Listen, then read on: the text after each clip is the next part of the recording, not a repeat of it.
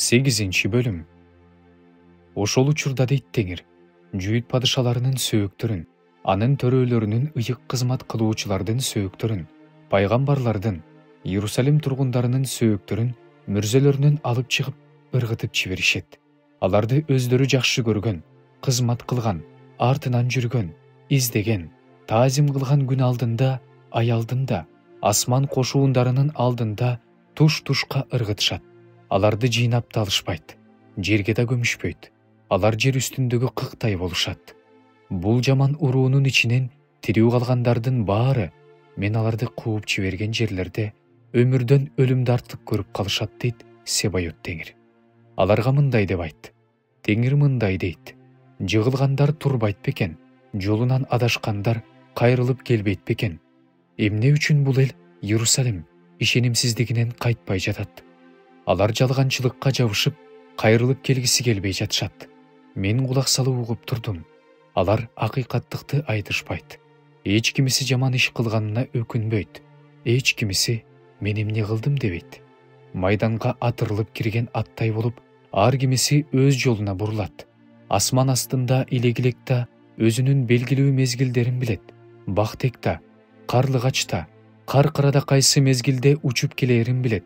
Бирок менин элим Теңирдин мыйзамдарын билбейт. Силер биз акылдуубуз, бизде Теңирдин мыйзамы бар деп кантип айтып жатасыңар? Ал эми китеп көчүргүчтөрдүн колундагы жалган калем аны да жалганга айландырып жатат. Акылмандар маскара болушту. Алар кыйратылып колго түшүштү. Мына, алар Теңирдин сөзүн четке кагып салышты. Андай болсо, алардын акылмандыгы эмнеде? Ошол үчүн алардын аялдарын башкаларга берем. Айдоо жерлерин бөлөк жер ээлерине берем. Анткени алардын баардыгы кичинесинен чоңуна чейин ач көздүүлүккө берилип кетишти. Баардыгы пайгамбардан ыйык кызмат кылуучусуна чейин жалган иштерди кылышат. Менин элимдин кызынын жараатын тынчтык деп жеңил ойлуулук менен дарылап жатышат. Бирок тынчтык жок. Алар жийиркеничтүү иштерди кылгандан уялышабы? Жок. Такыр уялышпайт. Кызарып да коюшпайт. Ошон үчүн алар кулагандар менен кулашат. Жазалаган күнү алар кулашат дейт Теңир. Аларды акырына чейин терип алам дейт Теңир. Жүзүм сабагында бир да жүзүм калбайт. Анжыр дарагында бир да анжыр калбайт. Жалбыракта күбүлүп түшөт. Мен аларга эмне берсем, ошонун баары алынат. Биз эмнеге отурабыз? Жыйналгыла, чептүү шаарларга баралы. Ошол жерде өлөлү. Анткени Кудай Теңирибиз бизди өлүмгө белгилеп койду. Теңирдин алдында күнөөгө батканыбыз үчүн ал бизге өт кошулган суу ичирип жатат. Тынчтык күтүп жатабыз, бирок эч жакшылык жок. Айыгуу мезгилин күтүп жатабыз. Бирок мына, алдыбызда үрөй учурган коркунучтар.